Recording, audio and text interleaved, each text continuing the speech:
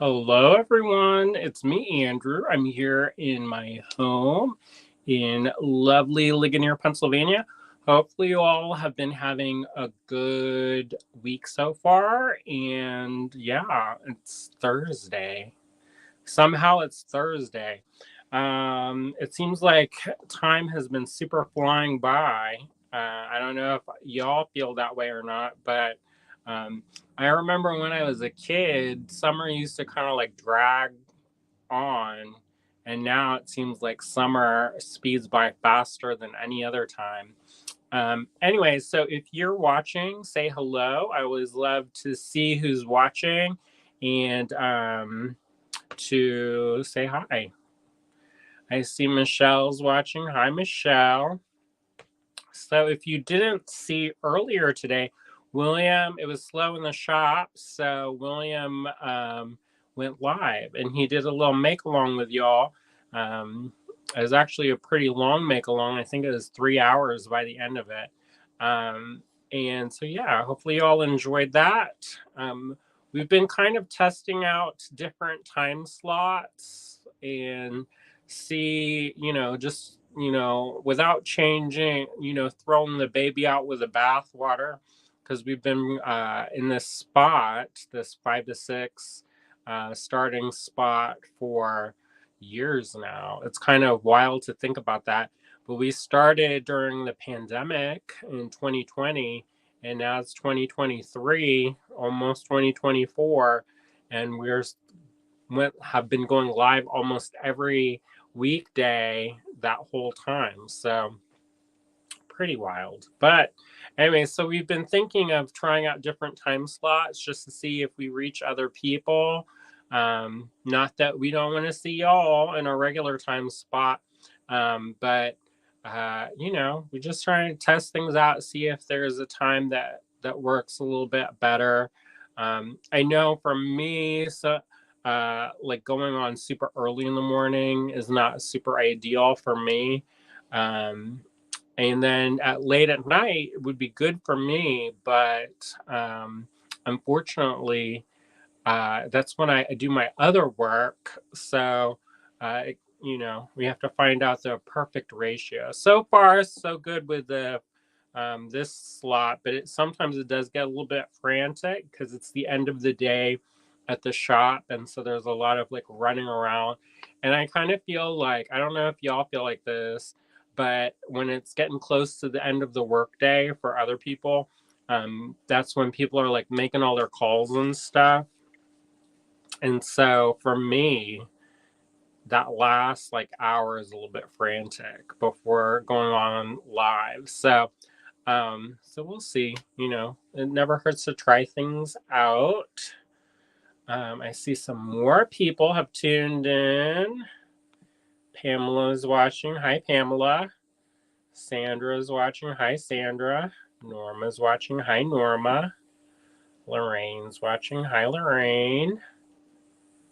And Cheryl's watching. Hi, Cheryl. She said, tuning in through the day while I'm working. Oh, good. That's nice. And Cindy's watching. And as Cindy has said, she liked and shared. It's always nice when we can boost the signal. And if people want to like and share our posts, that's awesome. It helps us reach more people and, boost up our content so that people can actually see it. A lot of times, if nobody like likes or shares or comments and stuff like that, the videos don't perform as well. And so that unfortunately means less people see them. And then it means that in the long run, we won't be able to do them if nobody watches. So it's super important. So to keep this creative castle afloat, I hate to be one of those people who are like and share, like and share, like and subscribe, but that's the reality that we live with, right? I see Teresa's watching. Hi, Teresa. So yeah, we've been super busy today. Well, kind of. I kind of took the day and hung out with William while he was live earlier, and then did some paperwork and stuff like that. I was going to go to Touchstone for their intern presentation. I always like to see that. They're not doing a Zoom call for it this year. In the previous years, they've done like Zoom, they've live streamed it via Zoom. And so you can watch it like wherever. Unfortunately, they're not doing that this year. So we're down to one car because, I mean, technically we have two running vehicles, but the one has a punctured tire that we patched, and it's holding air right now, but I don't want to be like driving in the wavy gravy roads without cell service and then potentially get stranded somewhere. So I am kind of curtailing any of my travel until we get the tires replaced. So I've been talking about doing a kind of flash sale on my personal timeline. I really haven't had a chance to do it. I've gathered up some stuff and started sorting through different things, but it's taking a little bit longer to do than I thought. Also to do everything else. And you'll see some of the stuff. I'm going to flip, when I flip the camera around, you'll see some of the things that I've been working on. So, yeah. All right. So, today we're going to do some more seed beading. I know not everybody is, some people are into seed beading, some people are not.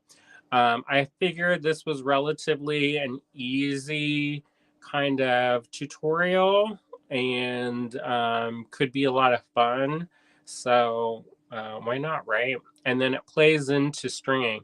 However, I didn't bring my regular kit that I use for so most of my stuff is at the cottage now. And because we're down to the one car, I haven't been going as much. So I haven't had a chance to pick up my work kit. And so we're going to have to do some creative visualization at some point in today's demo, but I don't think it will be detrimental.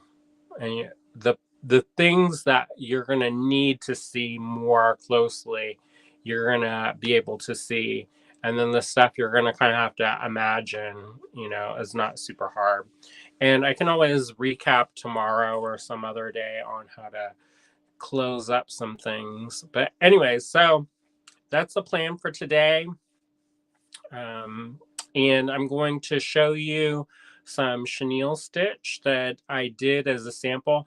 I did not have a sample this last night that was finished. So whenever I do a tutorial and I don't have a sample, sometimes it seems kind of, I think it's hard for people to hang out the whole time until it's finished, especially for like a seed beading project, because it just takes a long time. So it's not always as easy. However, a lot of the samples, I don't know where they are. They're still packed up. I used to have a whole case of samples that we had at the shop. And when I kind of stepped back from being on the show floor all the time, that case, we kind of retired that sample case. And as a result, I don't know where a lot of the samples are. But eventually I'll find it. It's somewhere at the cottage, I'm assuming, either that or in the garage. We have, even though there's a lot of stuff unpacked at the cottage, there's a lot of stuff that's not unpacked. And at the end, when we were kind of moving stuff around, it got, how if you've ever had to move, some people are really organized and like boom, boom, boom. I have a manifest list for all my things. That's in this box. I know where this is. For us, usually we're like working right up until the last possible second to get everything packed and moved. And as a result, there's a lot of cleaning like this into boxes. And maybe a little bit more careful than that, but still, there's a lot of mystery boxes in my life that I know there's cool stuff in them, but I don't actually know. No. And it will be awesome when I get a chance to go through everything. I sort of was planning to do that this week, but the car tire situation has really thrown a wrench in that. Also, I've been wanting to, I don't want to like completely abandon the kittens, you know? So I've been trying to spend time with them throughout the day and the evening when I work. And that also is not conducive to me getting over to the cottage. So we've been going a little bit, you know. It's not completely not going, but not as much as I thought I would be. And also, I have not gotten a chance to clean like I thought I would. But, you know, it is what it is, and we just kind of have to roll with it. But I feel like June is just like flying by. I don't know if y'all are feeling like that. So, anyway, so William went on live earlier today. The kit sale is still going on. Let me see if there's a banner for the kit. If there's a banner for the kit sale. In theory, there's a banner.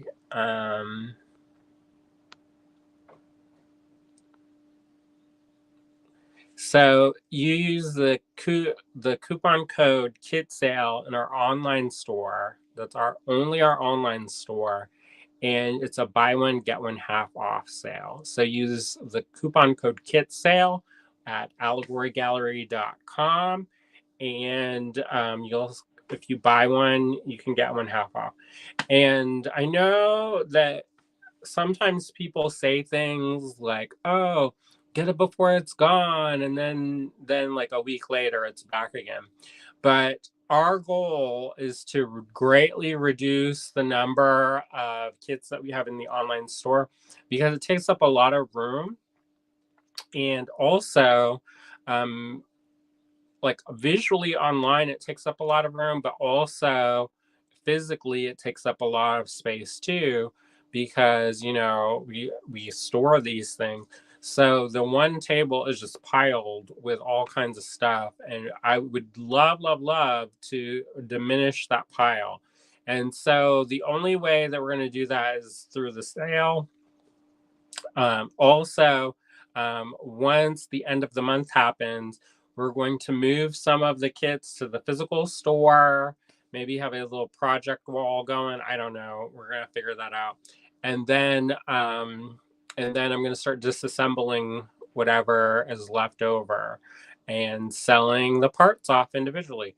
So generally speaking, that means that the price will go up, up, up, because when you buy stuff in a kit, sometimes I throw stuff in the kit to kind of like even it out, and I don't necessarily cost that into it, the final price. And sometimes we want to keep the price like under a certain amount, so I will shave off um, the cost of things. So if you cost things out individually, it's always more. And then with like inflation and supply and demand and all that fun stuff, um, prices in general have gone up. So that's also something to consider. So I don't want to pressure you all. I don't want to stress y'all out. I know there's a lot of stuff going on in the world. There's a lot of things people need to do, and kits may not be at the top of that list. But I'm just telling y'all, if y'all want them, get them because they will go away. And then once I break up the kit, I'm not going to put it back together. So that's just the way it is. So that our plan is to get that done by the end of the month. So you have until, what is today, the 22nd? So there's like 8 more days. I don't know, something like that, a week left, a weekish. left to get those kits before they disappear, like a magic trick. So take advantage of that sale, and you get one, buy one, get one half off. And the other thing I wanted to mention is that tomorrow evening we are doing a creative make along that you can join in. It's on Zoom. I know some people are like, I hate Zoom. I don't want to use Zoom. Well, that's how we run that. So I don't know.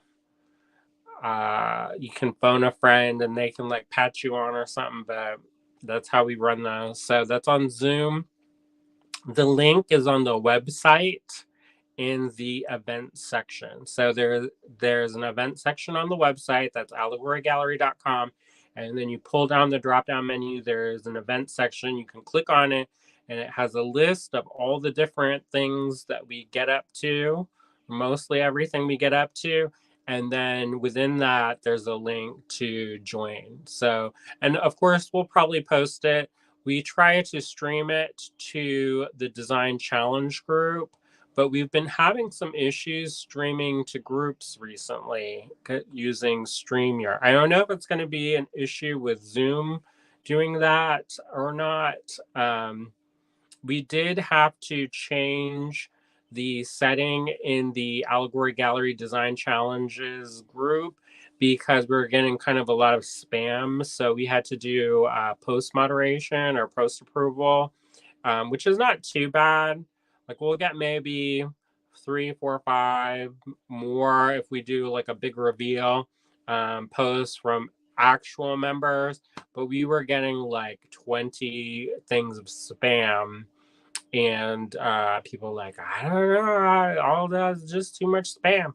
So we've been trying to address that, make sure that we keep our community safe, and also nobody wants to see that. No, so that's one thing that we've had to change. I don't know, we've been talking about maybe moving the group to private, but I kind of feel like there's something nice about not having that restriction. Like our Inspired by Reading group is private, and which is nice, but you can't necessarily like share stuff out of it. So I like the idea that it's like a hub for us to gather, and it's kind of like a farm table where we all get together and share what we've been working on. And it's nice. It's a nice intimate group of almost 1,000 people. If you haven't joined, you should definitely consider it. I like it. I don't interact as much as I probably should, but I try to sneak in there every once in a while, and get in there and talk to people. I see a few more people have tuned in. Julie's watching. Hey, Julie. Diane's watching. Diane made a cameo on the earlier live, the surprise live. And so that's always fun. All right, so let me flip this around. So you're going to see the ceiling. I can't think of anything that I haven't said. Barb came back yesterday, but she's still catching up on shipping. So there is still a little bit of a shipping delay. We've been trying to be super transparent about orders are still going out, but not, when you don't have a dedicated person doing shipping the whole time, of course, you can't process the volume of orders. And also we've had this sale. And so sometimes when we do a sale, it gums up the works a little bit too. So things should be getting back to normal by next week. Give Barb a little bit of time to catch up. And if we have any questions to answer and stuff, if there's ever any issues, email us at info@allegorygallery.com. Now, I'm gonna be honest about it. If you email us, give us a little bit of time to respond, because sometimes we don't want to just say whatever and then it's not true. So we do investigate things, and we also have other projects that we're working on as well. So I know sometimes it's frustrating. Somebody said, "Oh, well, I saw you were online and you're posting about your pearl pieces and all this," and they're getting a little bit nasty about it. And the thing is, we all have separate kind of roles in this. We, even though this is a super small business, we have separate roles. So, and I don't do shipping, and so if people come at me and they're like, "How come I'm like, I don't do it." So, I can help sometimes facilitate getting the ball rolling on things, but like if you're looking for answers, the best place is always info@allegorygallery.com, and it may take us a day or two to get back to you, and that's just because we answer emails during business hours, and we also have to look for the answer sometimes. So that's why, if you are curious, if you haven't heard back. And also, if you haven't heard back, it's completely fine to send up a follow up email. Be like, hey, just checking in. Want to make sure that you all saw the email. Because sometimes things go wonkadoodle. I know that with my own personal email, um, people that I correspond, like even William, who is my husband, he is getting put to the spam folder. And I don't know what the setting is, what changed, I don't know. But for some reason, in my own personal email, I've noticed things going awry. So I don't know anything about the business email because I don't actually do the business email. But there you go. I hate to do that, beat that dead horse into the ground, but I always like for people to be transparent with me. So I hope you all appreciate that we're being transparent with you.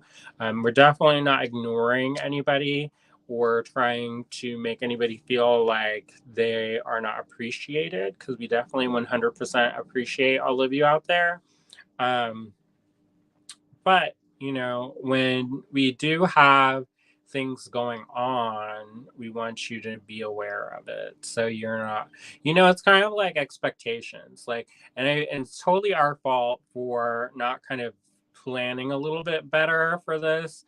Because we knew that like Barb's daughter was pregnant and Barb was going to go down, but we didn't know exactly when. So it was kind of hard to try to like train somebody to fill in for an unknown amount of time and then have to like let them go unexpectedly. So, anyways, there you go.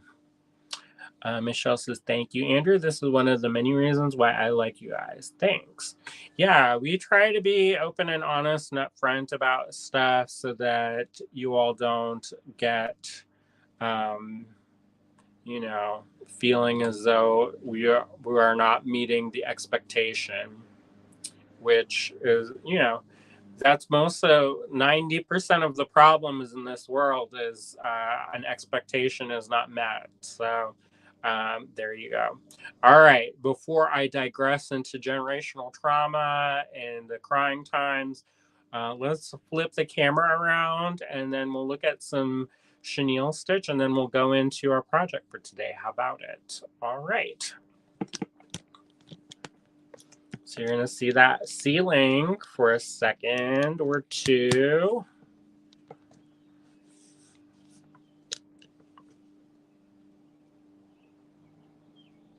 They added a camera button to StreamYard, but it just turns the camera off.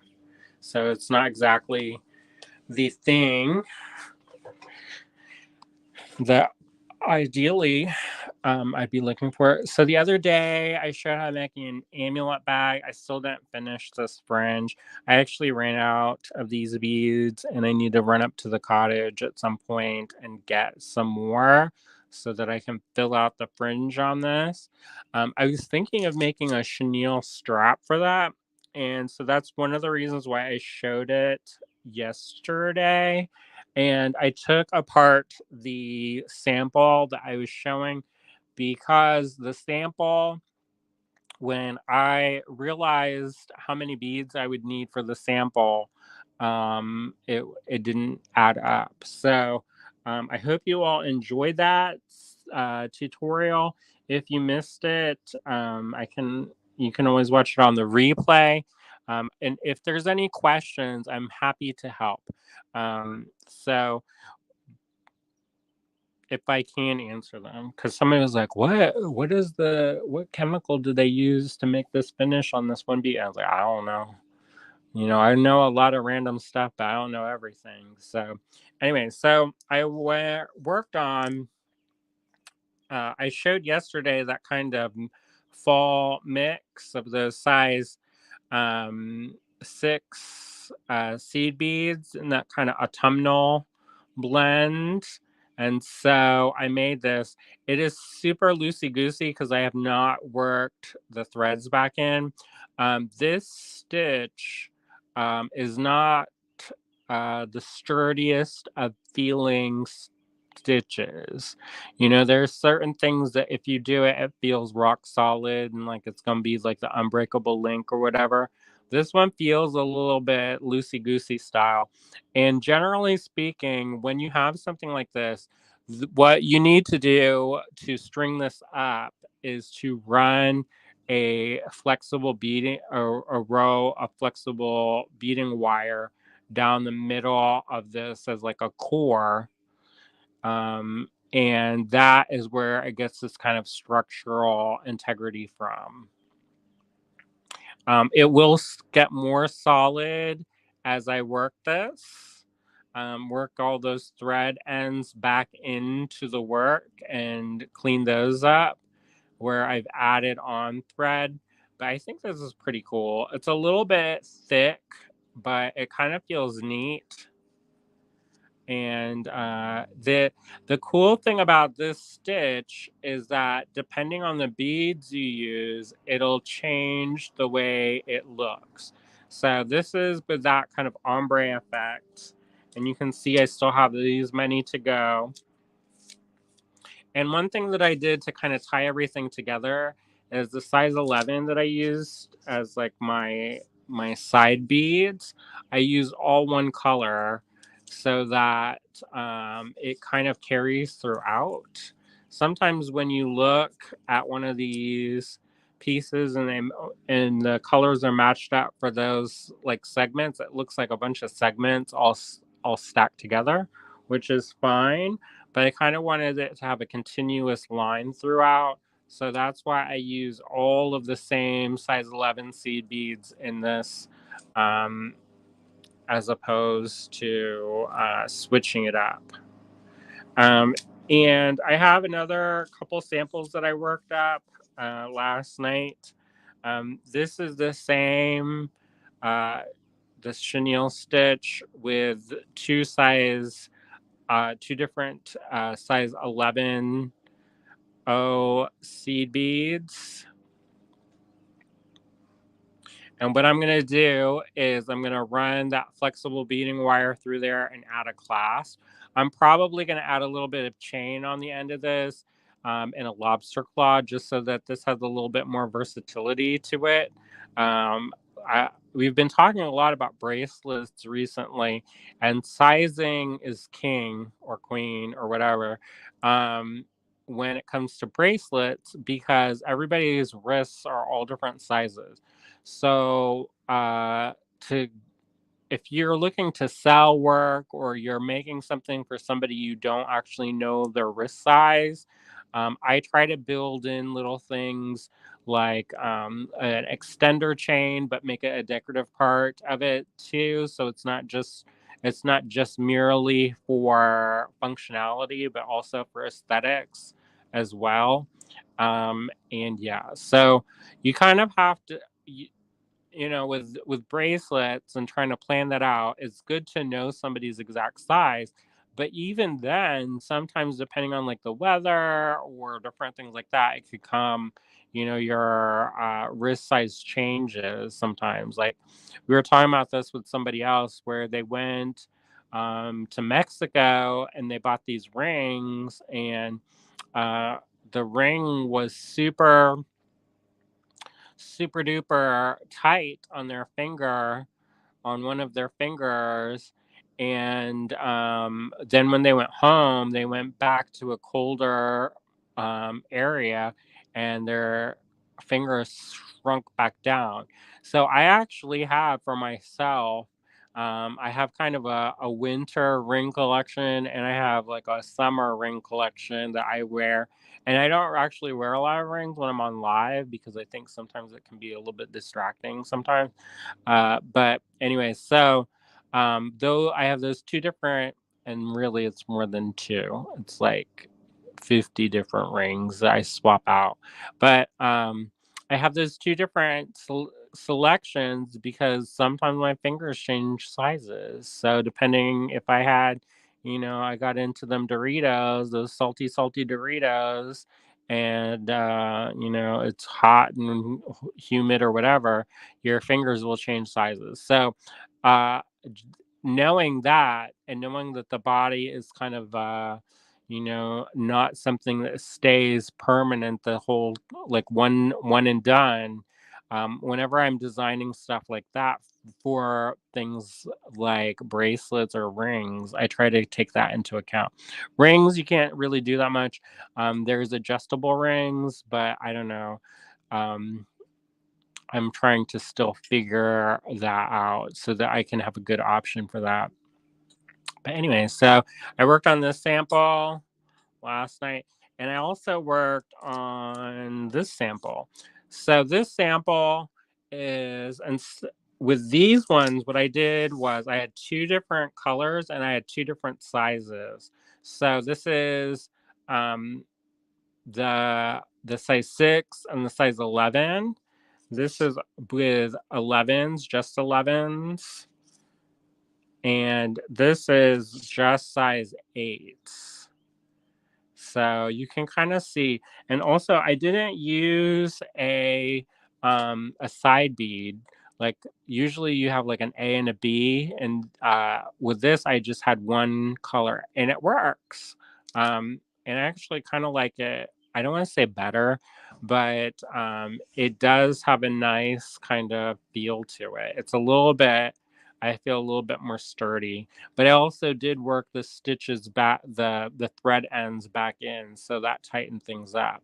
But yeah, so there, depending on the beads you use, it's going to change the look of that. So those are the 3 samples I did. Now, if you missed the live earlier today, William, he showed his design process, and he was using this Tree of Life inspiration kit as kind of like the foundation for his project that he worked on. That's a wonderful way of doing things. Like sometimes the kits have their double stuff, triple stuff. There's a ton of stuff in there. But sometimes, it's a strand of seed beads, or a strand of check glass, and an interesting couple of different focal beads.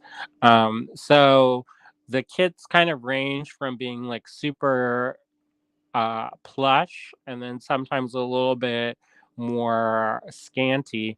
But both of them serve a purpose. And what I mean by that is that sometimes you want a little and sometimes you want a lot. So sometimes like you just love everything in the kit and you want to like use every single thing.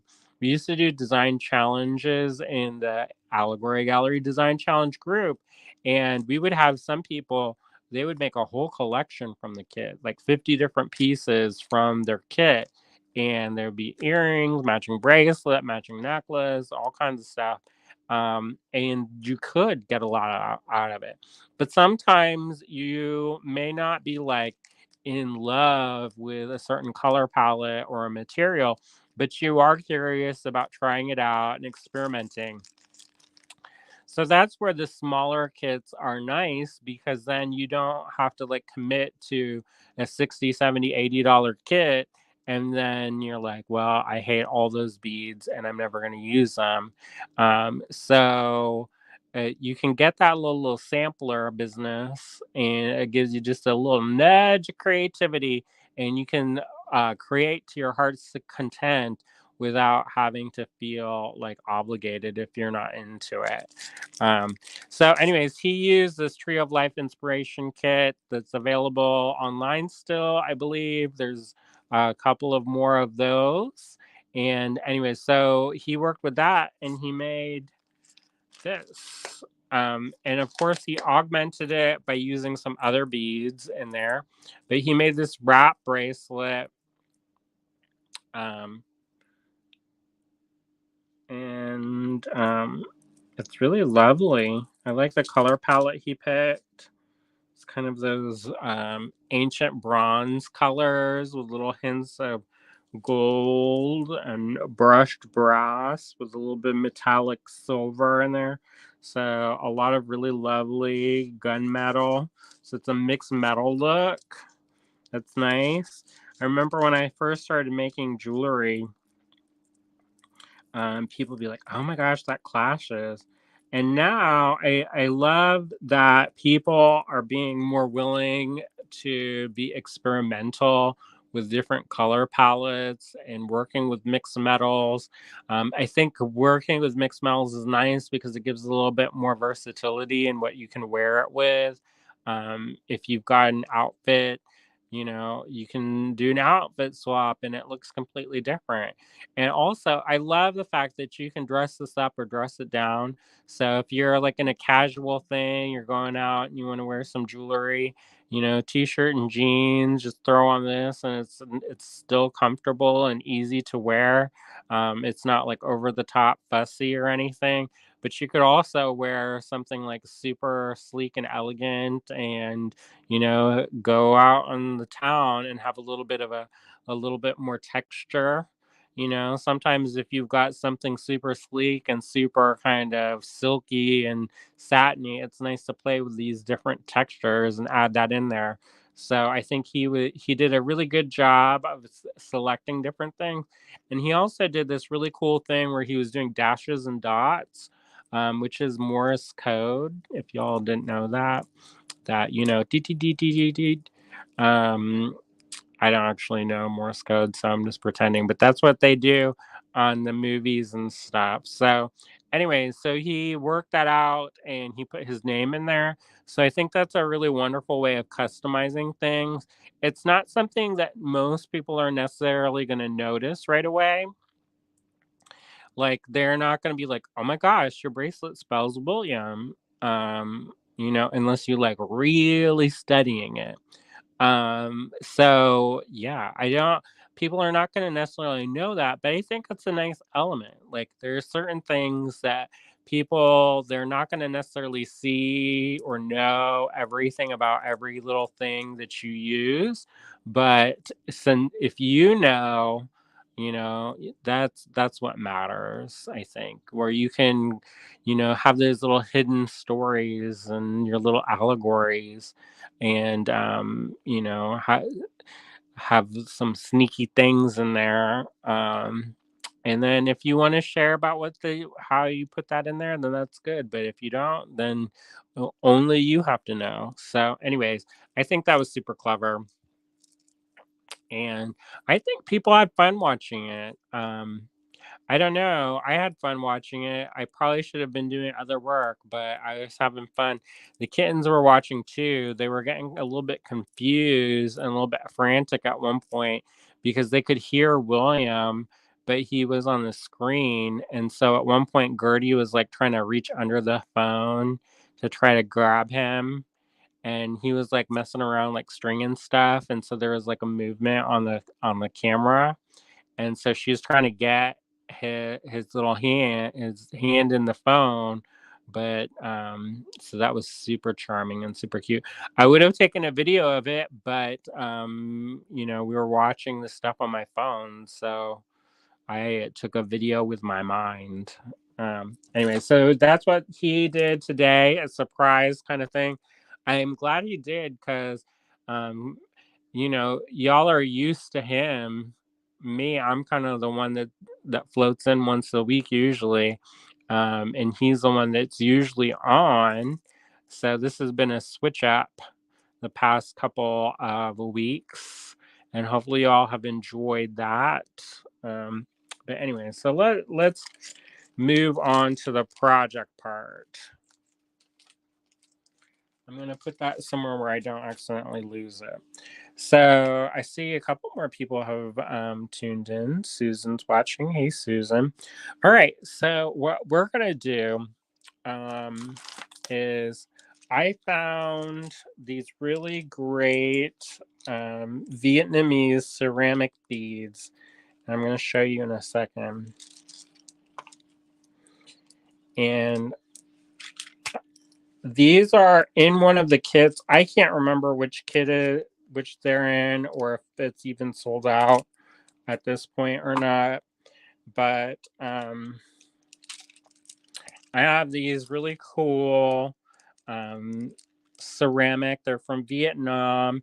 Some of them are like melons, but they've got this really cool kind of like speckled effect on the glaze work, and they're not too heavy, which is also nice because I don't really want to get, I don't know, I guess it doesn't matter if you weight things properly, and what I mean by that is like you have to distribute the weight evenly, otherwise it will like weigh down certain things. But anyways, they're not too heavy, which is nice. So, but I love melons. I love that melon shape. And I like how the glaze is kind of subtly revealing that shape underneath, but it's not like hit your face over the head with it. So I think these are really pretty. And I was reminded of like mermaids. So I really didn't get a chance to do a whole mermaid thing. Usually every May, I try to do some artwork and different things inspired by mermaids, because why not, right? But I didn't really get a chance to do that this past May because we're so busy. So I thought it would be fun to kind of do a project inspired by that, maybe.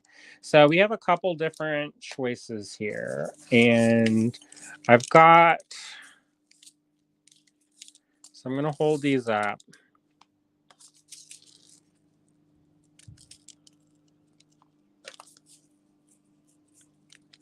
So I'm going to want it to match these ones. And they kind of do different things. These are size 11 seed beads, and I think these are delicas. These aren't, but these ones are. So you've got this kind of bright kind of capri, that kind of Caribbean blue. This one is a darker kind of a metallic gunmetal blue. This is kind of a green that I've been using a lot of green lately. So I kind of figure that's also nice when all of your stuff goes together. I know that when I have these like visually put out, like all the samples kind of blend together because I showed like all of the stuff up there is all like green. But that's fine too. Sometimes you're moved by certain colors and sometimes you're not. And then I have this kind of gray color. It's kind of they did an AB coat and then made it matte. So it has that kind of fun look. And then if I wanted to go for a different look, I've got this kind of like wine. There's a blue interference blue kind of effect to them. You can kind of see it shimmering, but it's kind of like more of a burgundy color. And then I've got this gold uh, fumed coated kind of, it's a red color, a transparent red with that kind of gold on top, which gives it a kind of a green look. I don't know if you can see that, but I told William, I said, I need some mermaid colors. And so he's like, okay. And so he brought some, and I dug around in my stash here, which I will admit is not very plush. You know, I love having Star Cottage Studio, but sometimes when my stuff is down the road 10 minutes, it hurts my heart. But it also, I like having a separate space sometimes too, so I can't complain. Anyway, so we're going to need at least 2 colors. So I thought it would be fun to let you all decide. It's going to go with these beads, these ceramic beads. So there are some different options. So I'm going to say option A. This is option B. This is C. This is D. This is E and F. A, B, C, D, E, F. All right. So I need at least 2. So what are your votes? A, B, C, D, E, or F? And you can pick 2. So, and those 2 will go together. Cheryl says A and E. I think that's E. A, B, C, D, E. This is E. So Cheryl's vote is this kind of Caribbean blue with that kind of wine color. And yeah, so I'll show this a little bit closer. Michelle says B and F. Sandra says A and E. And let's see. Anybody else want to vote on this? So far, A and E are at the top.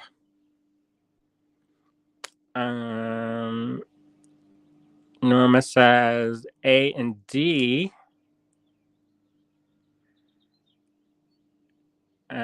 Amanda says E and F. Julie says A and E. So right now our front runners are this one and this one to go with this. All right. So I'll give you all a couple more seconds to chime in, and then I'm just going to pick it. All right. So I'm going to do it then. All right. A and E then. But I think that this is another one of those things where depending on the beads that you pick and the colors you pick, it changes the vibe completely. So so just keep that in mind.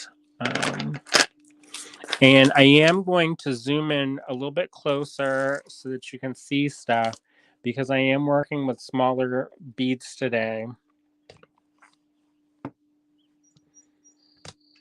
And so hopefully you all can see that. I'm going to try to gingerly move this aside. Usually I have like a felt mat that I work on when I do seed beading stuff.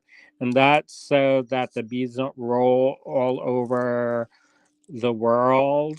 But, you know, we're going to do what we can do, right? All right. So I'm going to spill out some of these E's. And these ones, it's like hermetically sealed.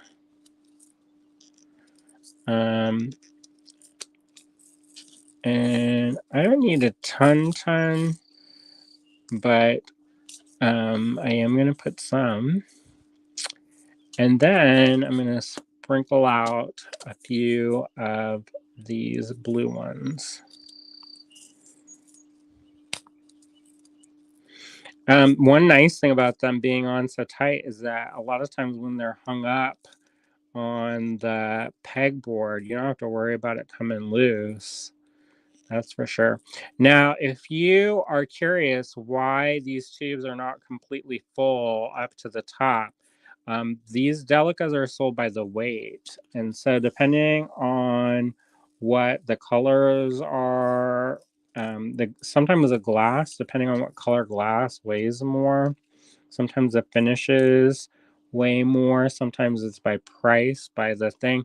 Like we used to carry some gold, and I'm talking about like 24K finish gold finish seed beads, and it would be like there'd be like just this much in the container, and people would be like, I want my money back, it's not full.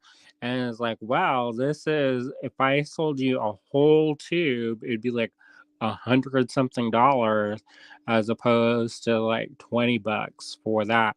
And they don't have like the micro mini size tubes, at least I, they probably do have them, but to make them a little bit more consistent with everything else that's in the display, you don't want to have like a ton of different sizes, because then you have to have different size pegs and all kinds of stuff.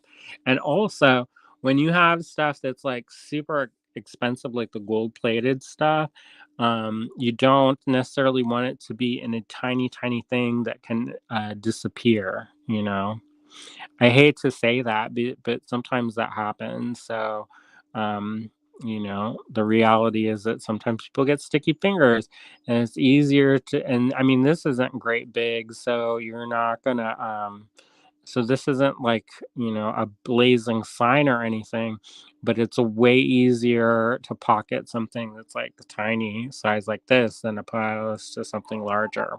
So anyways, that's why some of the tubes don't look as full, but they are sold by the weight. And so you should not be worried about that at all. All right, so the next thing I'm going to do is, because I've got these colors, I'm going to work with the smoke thread just because it's going to be easier to see on camera. But you can use whatever thread. I'm going to use Fireline. It's a thermally bonded thread, and it holds its shape pretty good. So I'm going to cut off one wingspan. I find that that's one of the most comfortable lengths to use for myself. I know some people like shorter, some people like longer, but for me, that's going to be the most comfortable length. So I'm going to string up my needle, and then I'm going to, now this is something that's up to you. Like if you want to change this pattern, have at it. But this is what I'm going to do. I'm picking up one of this. I'm going to rename this. So this is going to be A, and this is now going to be B. So they've been renamed. This is A, and this is B. So A is the blue, B is that wine color. So pick up one A, one B, and one A. And then I'm going to walk that down to the end of my piece. Not all the way. I want to give myself enough room, the tail, to weave back in if I need it. And then I'm going to pick up one A, one B, and one A. All right. And then I'm going to go, the thread is coming out at the top here, so I'm going to come up through the bottom here. And I'm only going to go through these 3 beads, the first 3 beads that I strung on. And this is kind of, normally I'm more like I'm holding it in my thumb and my forefingers, so you can't actually see it when I'm showing this. So once I get this put on, it's a little bit easier.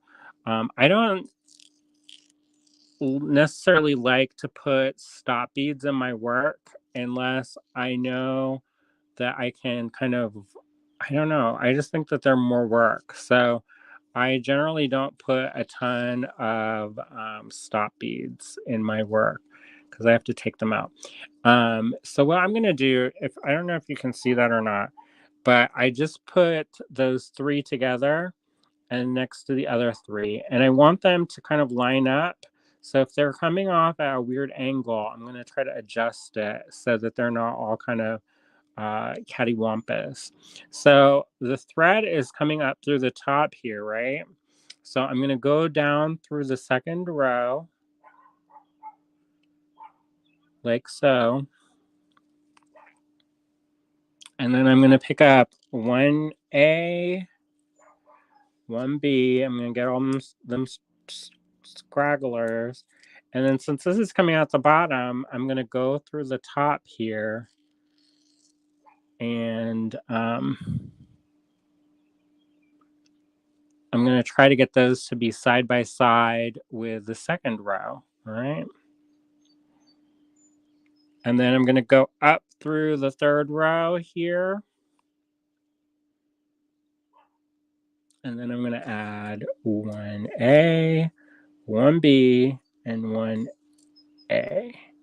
Because that's coming out through the top there, I'm going to come up through the bottom. And my goal is to do this about, 16 times or so. Whatever the length that you're going to do, or however many rows you need, you're going to need to have an even number. So it's better if you're going to do like a larger bead, like for these ones over here, we're going to need probably at least 16 rows of this. So all I'm doing is alternating this blue, red, blue, and then adding this on like so. Okay, does that make sense? We have a friend named Tina watching. Hey, Tina. I see Amanda's tuning in too. Hi, Amanda. So I'm just going to go and add the rows as I'm going. I showed them, and they're going to want to, some of them are going to want to kind of go off on their own and be more kind of, they're not going to want to sit next to each other as easily, but we're going to make it work. All right. So 1A, 1B, 1A. This is coming up through the top. So I'm going to go back through the bottom here. And I need to do about 16 rows of this. So yeah, that's a pretty color combination. It's kind of like a teal and a wine color. Good job, y'all. You picked that. And so I'm basically making a stripe at this point. So I'm coming out through the bottom there. So I'm going to go down through the top. And yeah. So I'm going to go back up through the row that I just added. So it's nice and secure. The nice thing about these, even though these are size 11 seed beads and they're relatively small, they still have nice ample sized holes. I think that that's super important, especially for the things that we're going to do with them. If you have holes that are kind of smaller, it is harder to do this because you have to go through multiple times, and that can be kind of a pain in the butt. So, and also, when I'm doing this, I'm holding this with my thumb and forefinger, so it doesn't look like I'm actually doing anything. But this is so that my work stays in place. Because sometimes when the tension is let off, sometimes you can get like the threads will come a little bit loose while you're working, and it creates like these wide gaps at the top. And so it's good to every once in a while give it a little bit of a tug, not too much, because you don't want to break anything, or make it too tight, because then it'll be a bookmark. But it's that Goldilocks thing, just right. So I'm going to pick up some more of this A, B, A. Y'all gonna be like the slow growing bingo up in here. But yeah, so we just have to do this about 16 times. So I'm at 1, 2, 3, 4, 5, 6, 7, 8, 9. 9 times. So 7 more times. We have to add 7 more rows. Michelle says you're doing a ladder stitch. Yeah, that's what this is called. But this is with the pattern with the 3 beads also. But this is something that you're going to see it, y'all. Once the thing that makes this different, you're going to see it in a second. Actually, more than a second. It's going to take a hot second, hot minute. But this is a really lovely basic stitch that you can then embellish. So, one of the most common like ladder stitch projects you'll see out there are those little lizards and or dragons or whatever, some kind of reptilian creature.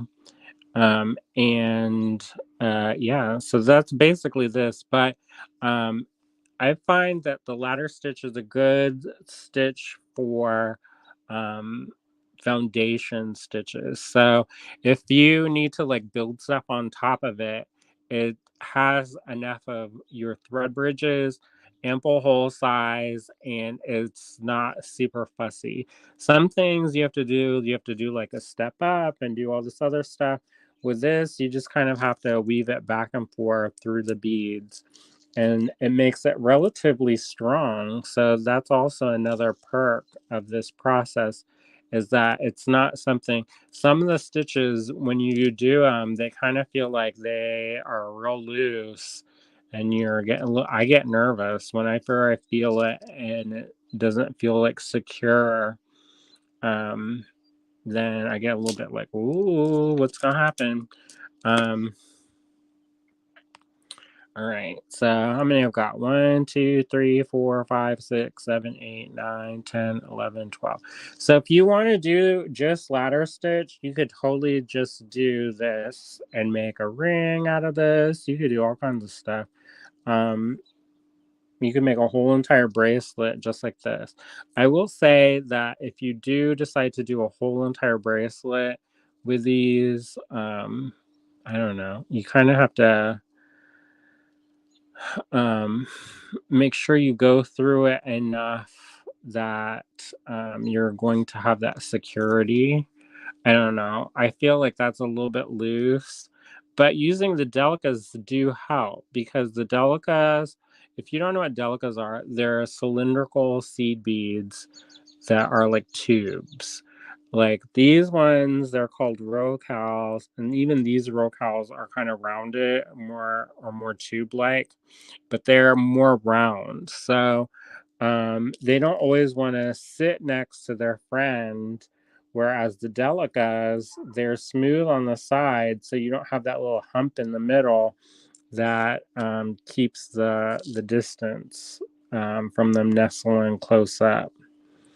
But if you want them to nestle, then delicas are good, because then you can, then they sit real close together.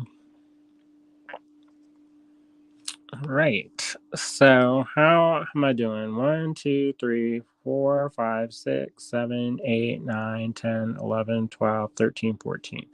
So 15 and 16, and then we'll be good to go to the next step. So this is pretty fun. This is something that you're going to have to do. If you want a whole necklace full of this, you have to do this a couple times. And when you're not doing this on camera, let me tell you, it goes a lot quicker, because you don't have the camera in your face, for one. You can actually see what you're doing.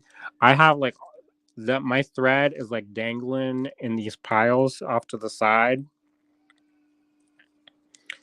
And yeah, it's a little bit extra sometimes. All right, 1, 2, 3, 4, 5, 6, 7, 8, 9, 10, 11, 12, 13, 14, 15. Oh, and then I didn't go up through those ones. So let me take that off to the side and then go up through these ones. These are kind of Wonder Woman colors too, if we added gold. I would not be opposed to that.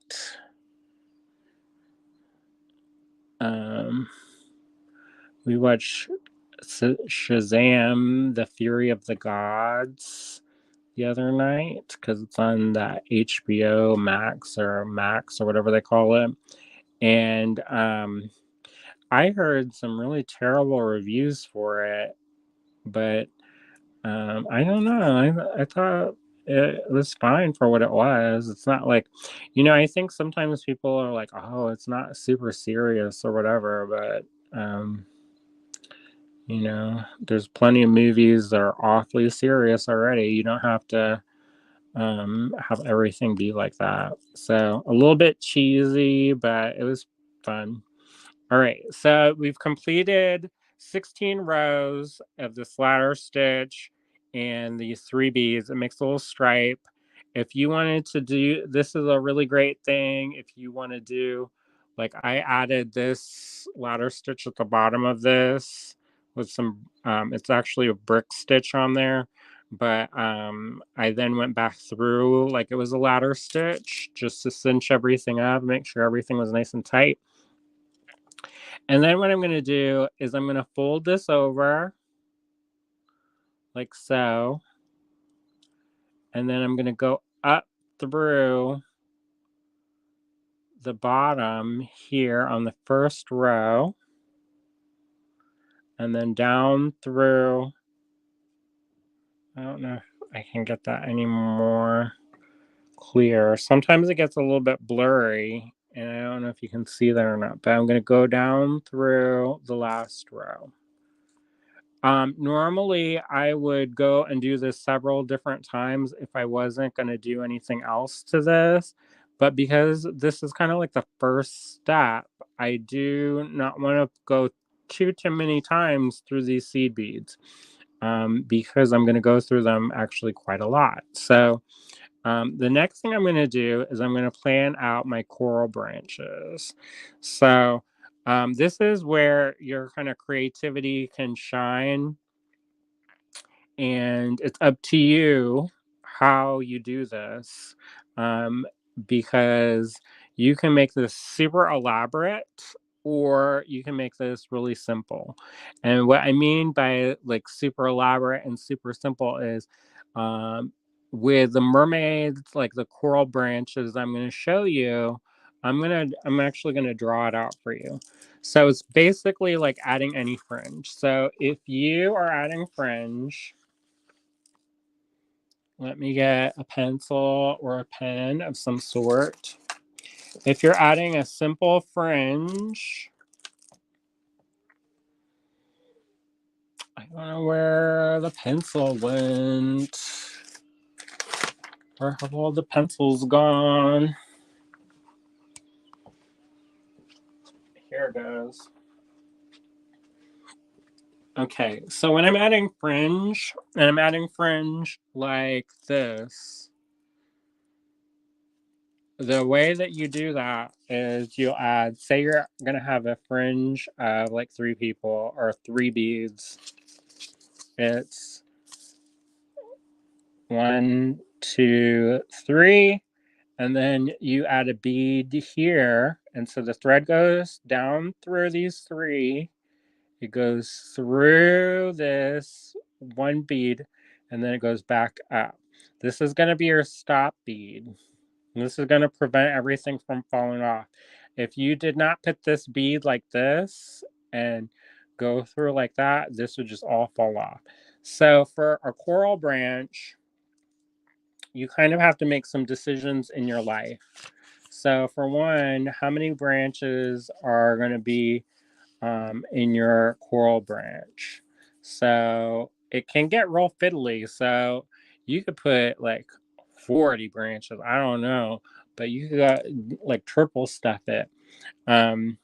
So you can do like 1, 2, 3, 4, 5, 6, 7, 8, 9, 10. All right. And then you put your stop bead in. So you would string down through these beads, string through this, go back up, and then you have to make a decision in your life about how many branches you want and how long the branches are. And then you want to string on 1, 2, 3, and a stop bead. So you go back up through here, down through these, through your second stop bead, back up through these, and then back up through that core. And then say you wanted to add a branch here, 1, 2, 3, and a stop bead. And then you would put this through there, go through your stop bead, go back up. And then you just keep doing that as many times as you want to make these branches. And you can make them long, you can make them short, you can do all kinds of stuff. I've seen people do a fringe technique where they've made the basic kind of the basic branch, the main branch, and then when they've gone off on their own, they've added beads, but they did not add a stop bead, so they have loops. So it goes through like this, and then if they do loops on this, that's a way to make a fringe that's really voluminous. However, I'm going to warn you, if you make anything that's got a loop like this, prepared to get it snagged on something, because I don't know about y'all, but if I have something like a loop on this, it's like predestined to get snagged on something. So just keep that in mind. It fills up a lot of visual space and it looks really cool, but it does snag on stuff. So, and then when you're done, you run your thread back up through those beads, and then you either go down through your next row or whatever. All right. Now, for our purpose, we've got this kind of, we've got our band. This is what we basically made, is a band of 16 rows with 3 beads in each row, alternating colors. And I don't know how many there are in that, but you can do this any amount of rows you want, but you will want an even number of rows. Now, if you do the coral branch, it's not as essential, but if you do anything like a picot stitch or something like that, you will want to have an even number. So it's 1, 2, 3, 4, 5, 6, 7, 8. Because if your thread comes up through here, you want it to have somewhere to go. And then, you can flow your thread up like that. And then that you can determine how many pieces you want. So if you wanted to put just 3 beads, you can put 3 beads. If you wanted to put a small bead, a big bead, and then a drop, you can put that. You can put, the variations are up to you. If you wanted to put a bead here and a bead here, and then one of those little dagger beads, you can do that. And it's really up to you, but I feel like this is where your creativity can really shine, because then you're not following like a pattern that everybody has. If you wanted to do a mix and match, you could totally do some of this little picot stitch, some branch coral, whatever you want to do. Yeah, if you wanted to do where you overlap them, so instead of coming up and going directly into this, coming up and going into here, and then when you work back through, you would come up and go alternate that, so they would kind of be overlapping. So that's a great thing if you have if you want it to kind of have that scalloped look. But that's a little bit trickier, so I don't recommend doing that the first time.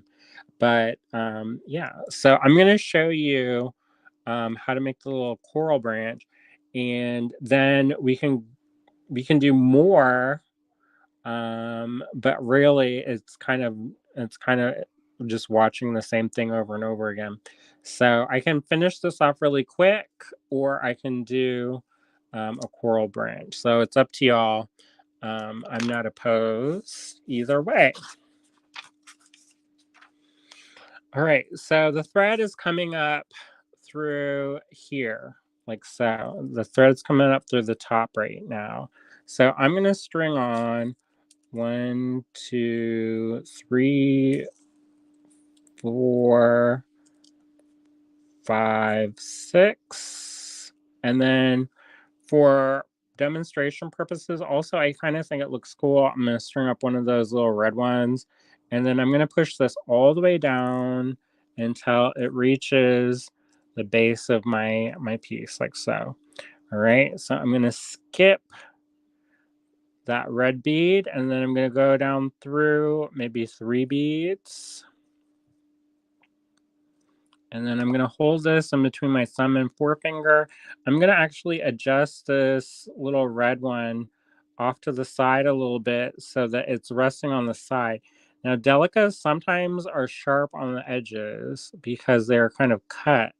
So just keep that in mind, because you don't want to be like pulling, yanking and pulling, and then all of a sudden, you pull out it cuts the thread if you pull too tight sometimes.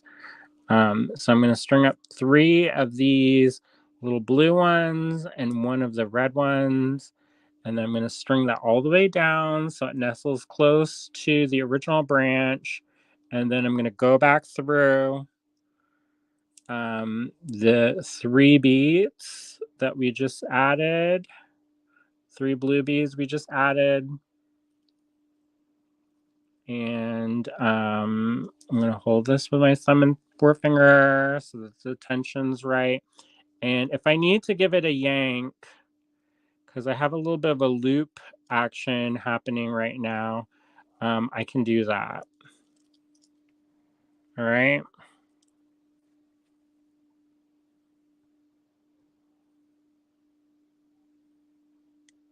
Yep. So delete, comment, and block. All right. So sorry about that.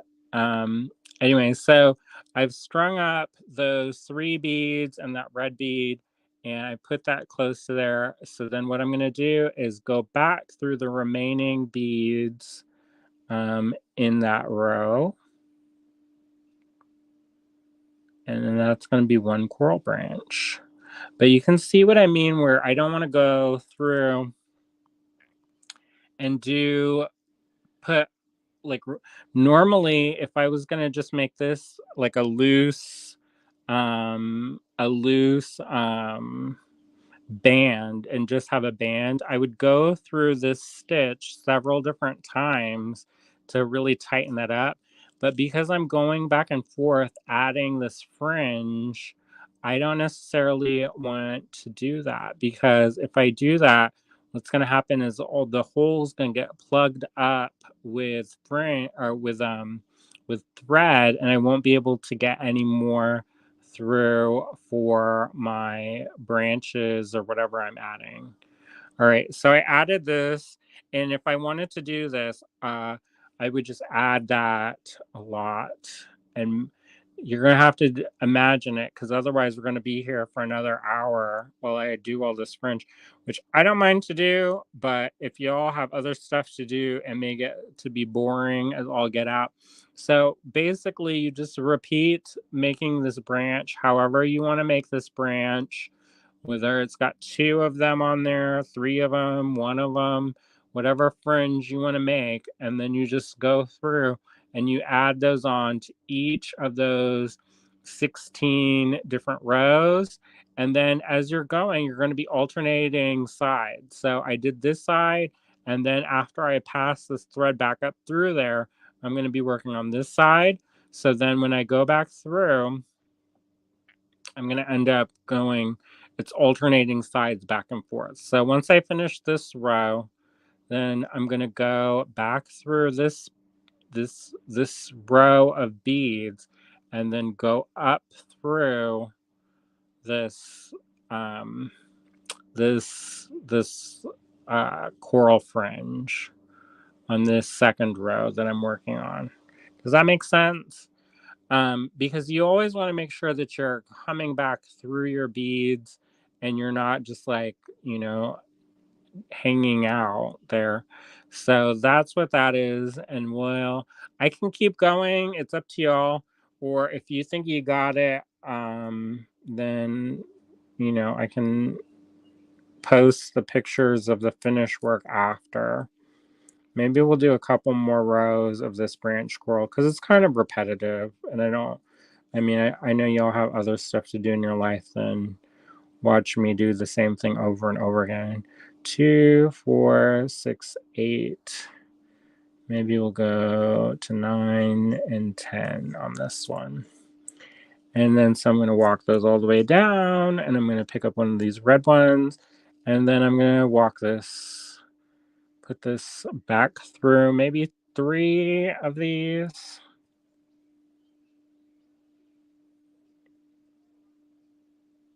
These are also very tiny.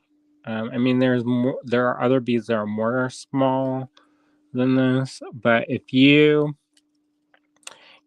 one of those things where I do a lot of stringing because there's a lot of instant gratification to it, but and it's bigger beads. I know sometimes when people if they have a harder time seeing, then this is not necessarily the easiest for them. But you can do this with larger beads. You just have to take in account for that. All right. So with this one, I'm going to do 3 branches on this coral branch. So I'm going to add 3 of these blue beads and then 1 of that red bead. And then I'm going to put that all the way down to the base branch there. And then I'm going to walk this through those 3 beads I just added, and then go down through my main branch. And this is also where, like I said, you don't want to fill up your holes with threads. So it's good to have that flexibility to be able to do that. So I finished this row up here, this coral branch up here, and the thread is coming out of the bottom here. And so our goal is to go into the next row. So I'm not going to add it here. I'm going to go up through the next row and then add my branch to that one, and then go back through this column of 3 and then add my branch, then go back up through this and then jump over to this next row. And so that way it reinforces that stitch and makes this stronger. Like this band needs to be strong. So the idea of this is that this is going to have this really fringy kind of decorative element, this seed beaded element. And then I'm going to take my beads, my ceramic beads, and string them up where I've got the 2 beads, and then put this on the flexible beading wire, string this through. I'm going to pretend that this is flexible beading wire. It's not, but we're going to pretend. So I'm going to pretend this is flexible beading wire. I'm going to string that 1 porcelain bead on, and then 1 ceramic bead. And then when this is finished and I go all the way around, I'm going to put that in there like so, and it'll be more rounded at that point when it's more full and I've gone through all the threads and stuff. And then I'm going to put this through, and in between you're going to have a little bit more, you're going to have a fuller look. See what I mean? It's going to look cool, don't worry. So this is kind of gives you the idea of what it's going to kind of have a vibe of. You'll like that? So, and you can do different stitches too, like different like decorative elements. These do take a considerable amount of time. They're small, but they do take a little bit of time.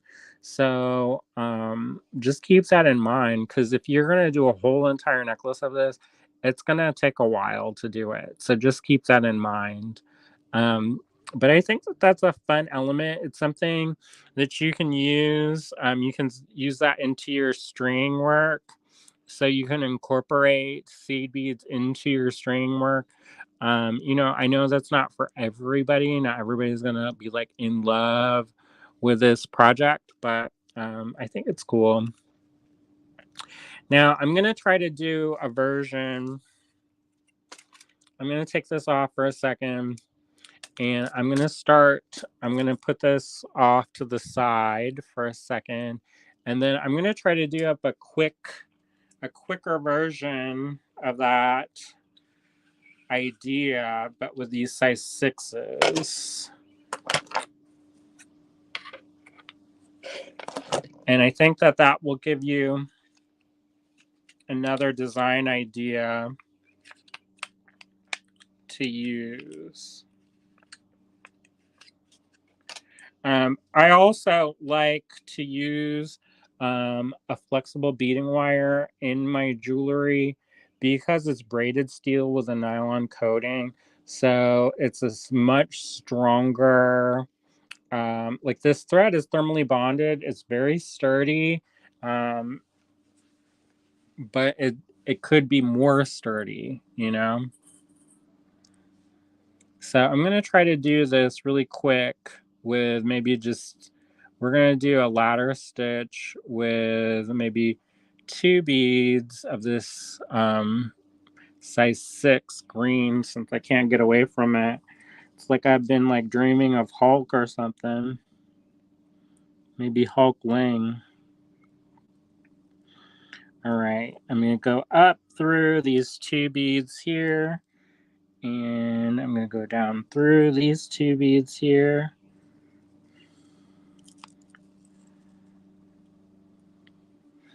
I'm going to pick up 2 beads. It'd be helpful if this thing was closer. My bin of these green beads. This makes that a little bit easier for you to see also, I think. And if you're working with your pieces, I'm not the most tidy of people in their workspaces. But one thing that I found is that if you kind of keep your stuff together a little bit easier, like cleaner, it's a little bit easier not to get things tangled up, because I have a tendency of leaving stuff all over the place. And like there's this thread from this part, and it's getting tangled up with my other one. So it's not necessarily the most ideal situation for that. So I'm going to do maybe 8 for this. So 8 rows. So it's 1, 2, 3, 4. And so I'm just showing this again, but using different beads, because it'll, and see what I mean by sometimes the Japanese beads are a little bit better about things. Like this is fine in a fringe, but that is super wonkadoodle. It's got like a piece missing. So I'm going to take that out because it looks like a cavity-ridden tooth. And while it doesn't it's not going to be like the end of the world for this project. It is not like ideal if you have one that's like super, super different like that. All right. So I'm going to just try to do this quickly as possible so that y'all don't get bored to tears. One of the reasons why I don't do a lot of seed beading is for tutorials is that it does take longer to do them, and a lot of times I also like to have samples, And I don't have a lot of samples anymore. They're all kind of disappeared somewhere. So yeah, so I don't do a ton of seed bead tutorials. So hopefully y'all have been enjoying these. And if you ever need any seed beads or needles or beading thread, let us know. And if we don't have it, we can always order it in for you. I know a couple of you have taken advantage of that. And, you know, we're happy to accommodate you. 1, 2, 3, 4, 5, 6, 7, and we'll add one more row. I'll pick that up later. And then I'm going to go through this. Go down through this. And then I'll fold this over. Keep this end out of the way. Go up through these beads and down through these beads. All right. And then I'm going to round that out a little bit and make sure my tension's nice. And then let's get these. These ones are size 8. I have a bunch of these, so let's just use them. Why not? And then I've got this kind of wild mix of drops. So let's also sprinkle some of those out maybe. And then I'll string up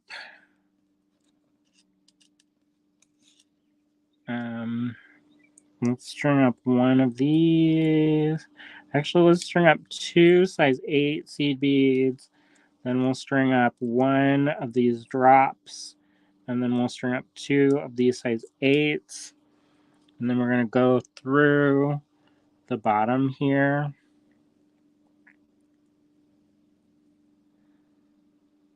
And I'm going to pick up 2 of these size 8s. One of these drops, 2 size 8s. And then I'm going to come out net into the row next to it.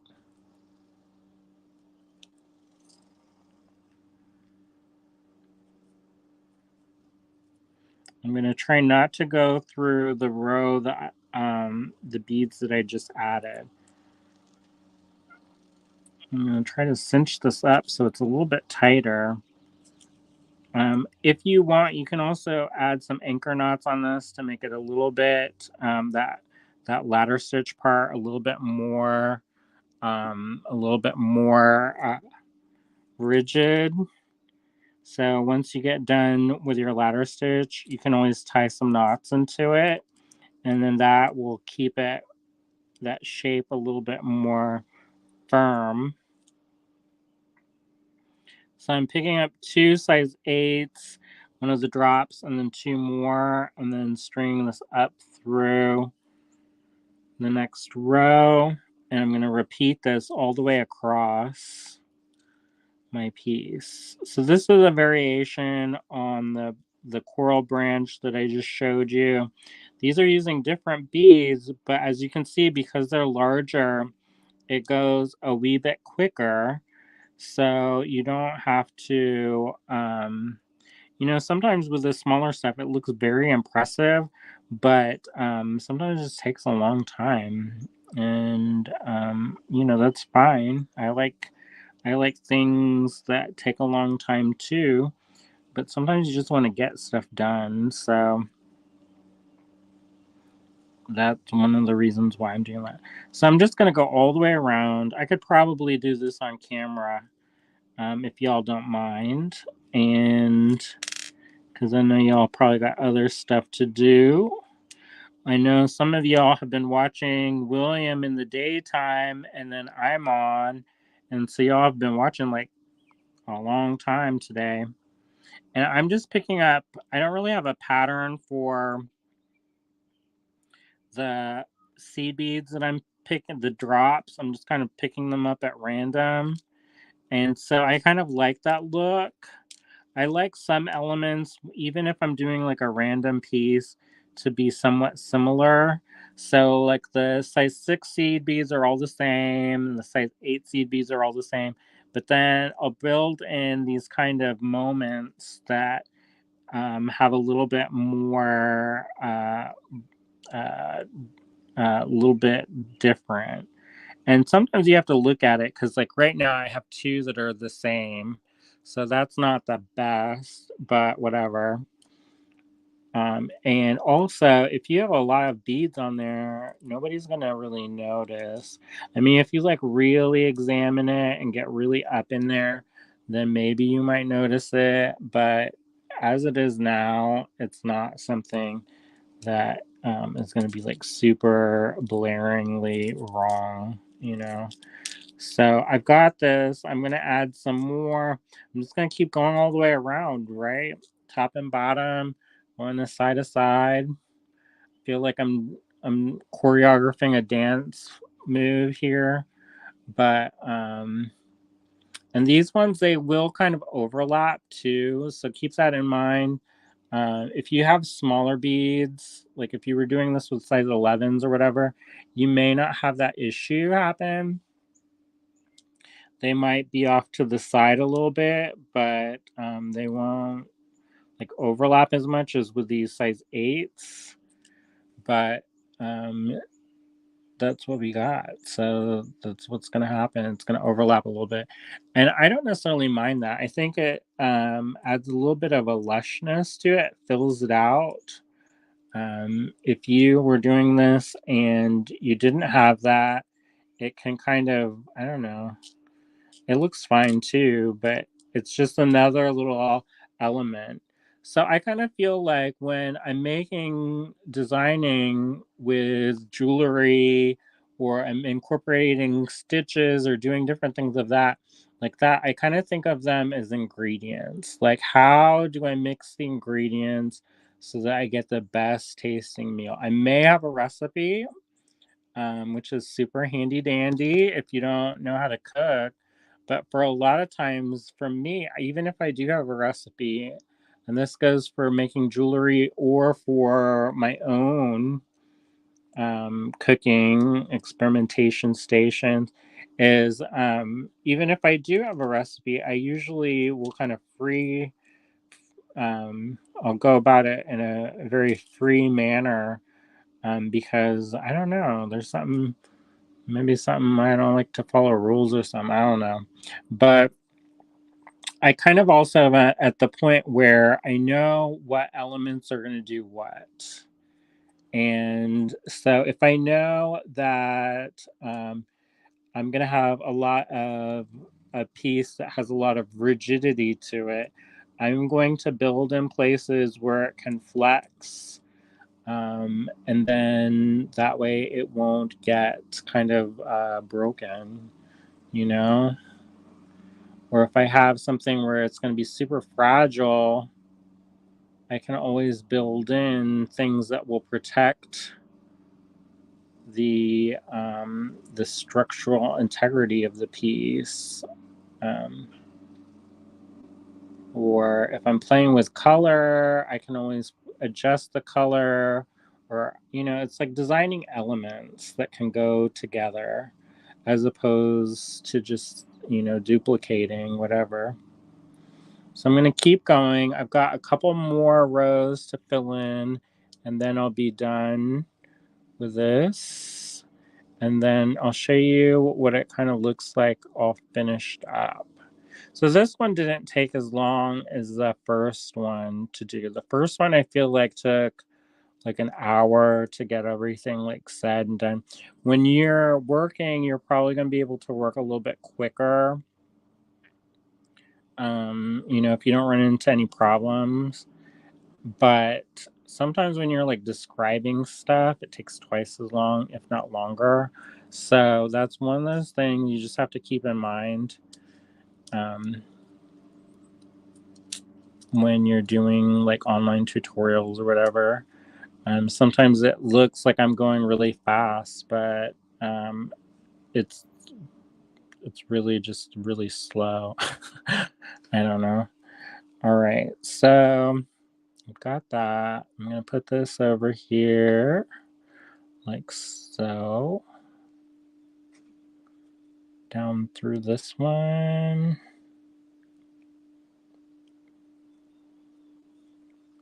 And then I've got two more rows. Do I have two more rows? I can leave it like this if I'm happy with this. If I want to overlap, I can overlap them. But you can also skip so that there's not as much overlap. So if you don't overlap, it looks kind of like this side.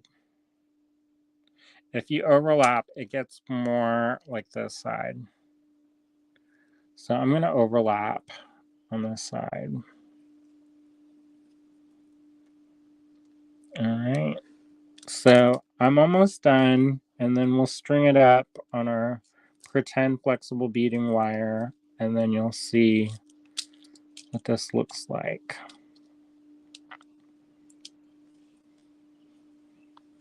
And I think this is a good way to inject color into your work if you're kind of wondering about if you have some beads that you want to inject, like really bring out certain colors or do certain things like that. This is a good way to do that.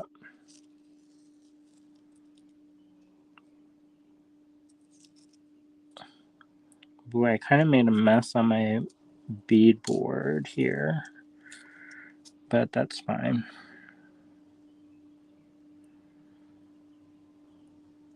All right. And then, so I'm going to pull this thread kind of to the end here. And then I'm going to pick up a thread bridge underneath here.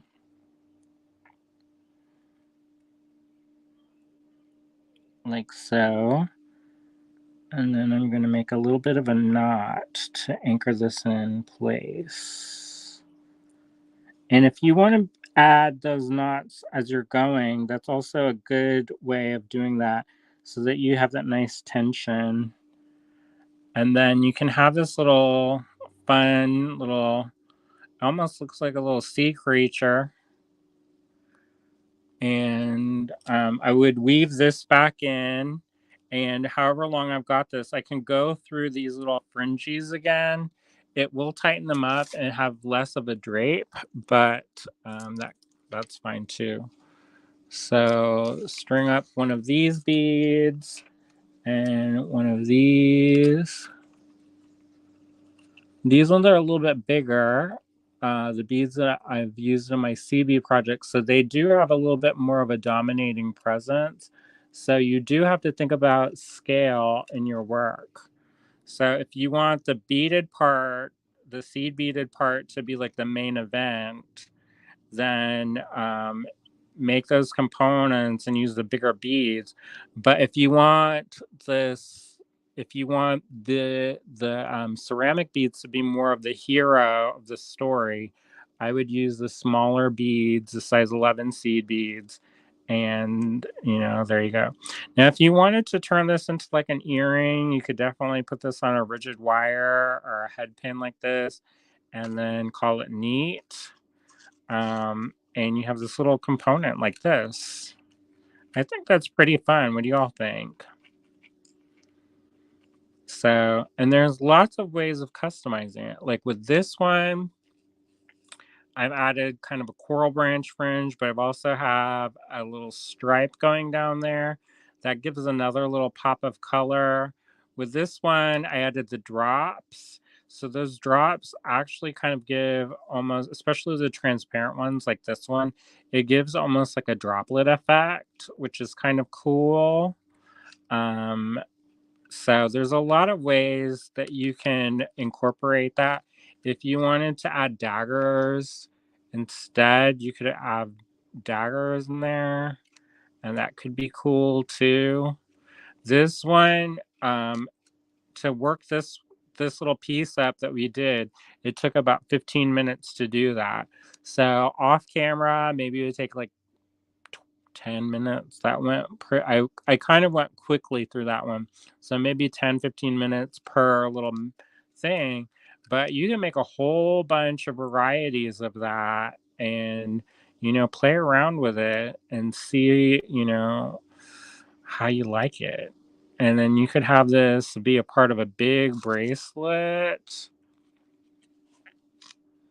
If you wanted it to be like that, you could have it in a necklace, have this be like, you know, if you didn't want to do like all of it, you could do like chain in the back or a beaded, have the beads go all the way around and only have this in certain parts. That's really up to you about how you incorporate that. But this is a good little idea for a component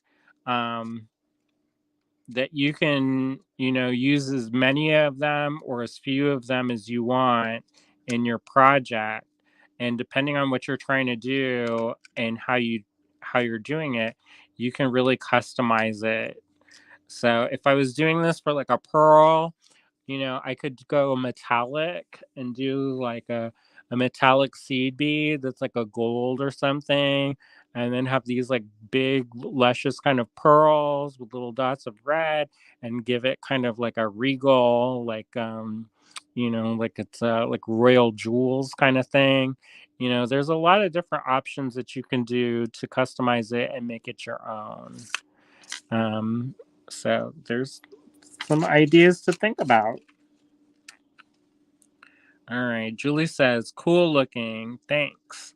I'm going to work up some samples. Like, I'm going to finish this up and maybe make that sample. I'm going to get some when William comes home. We'll run over to the cottage and I'll pick up some of my beading wire and string this up so that you can see a finished product.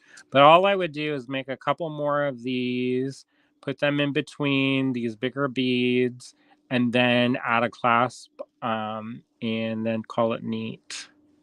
Either that or put it on a chain. Or this could be a pendant too. If you have some lovely stones, loose gemstones, you could put those in there and put this little decorative element in the middle of it, and then put this on the rigid wire and put a head pin, and there you go. So there's a lot of different options. I like that when you have more options than less. So that's up to you. And depending on how much you use, like you can make these all day long and then attach them to a chain and just have them like clustered real thick. And it would look super, super crazy impressive, but is relatively easy. You're just repeating the same thing over and over and over.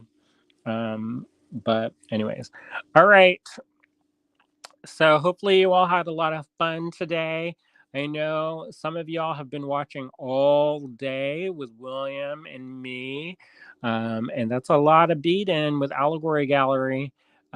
If you enjoyed that, we would appreciate you liking and sharing our posts. If you use any of these techniques or ideas, yeah, share us or tag us in your posts. We always like to see what people are making. Hit us up in or post in the Allegory Gallery Design Challenge group. That's a really fun, supportive, caring group. I always love to see what people are doing using the things that we sell, and that's the best place to do that. Sometimes I don't always see it.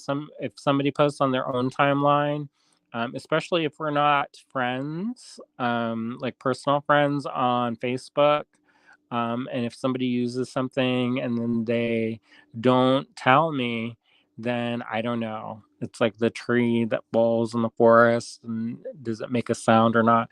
Well, if it made a sound, I hear it. So the best place to do that is to do it in Allegory Gallery Design Challenge groups. And it's the best place, especially if you don't post it in there, please do tag us because we always like to see. And also, it's one of those things where if you like it and you've got an enjoyment or entertainment out of it, somebody else might enjoy and find our lives entertaining as well. So then our little tribe kind of grows and we can, do more things and, go on trips and document makers and different spaces. And we can get that butcher block gallery up and running a lot quicker. One of the reasons somebody asked recently what was up with that space, it's just going slow because we haven't had a lot of extra money to pour into the project. So, when there's more money coming in, we can do more things, and do them quicker. But when it's kind of like, just barely making it, then not a lot of uh, time or money can go into that. So that's one of the reasons why that's taking longer than we would have liked. It's just been slow in the store, as you all saw today, when William only got like 2 customers at the end of the day. So, anyways, thank you so much for all of your support and for watching. We appreciate sharing this time. We'll be back tomorrow. I don't know if we're gonna do some more loose beads or what, but we'll be back tomorrow, and we'll also be back later in the evening for the creative make along. If you've got your soda light kit, bust that out. We can work on it together. If not, you can work on whatever AG related thing. Or if you do work with other stuff, you don't have to make a big deal of that, but we're not gonna kick you out and scold you or whatever. All right. So have a great night, everybody, and I'll see you back tomorrow. See ya.